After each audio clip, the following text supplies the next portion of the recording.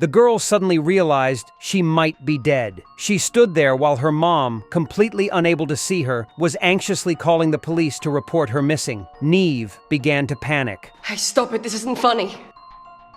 Mum, listen to me. Fuck's sake, I'm right here!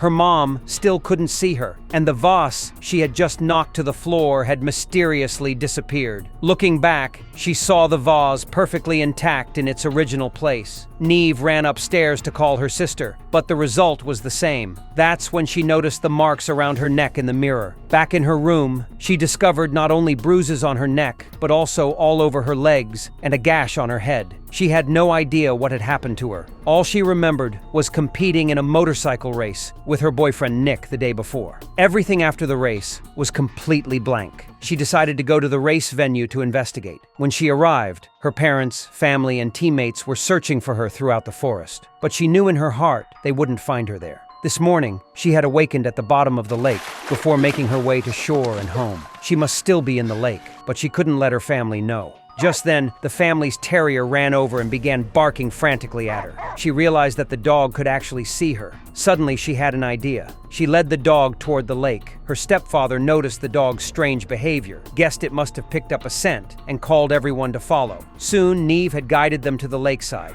A flock of crows suddenly took flight, circling above the water. Nick looked at the lake surface and suddenly spotted a dark object in the water. There's something in the water. There's no... Wait! Get out! Get out!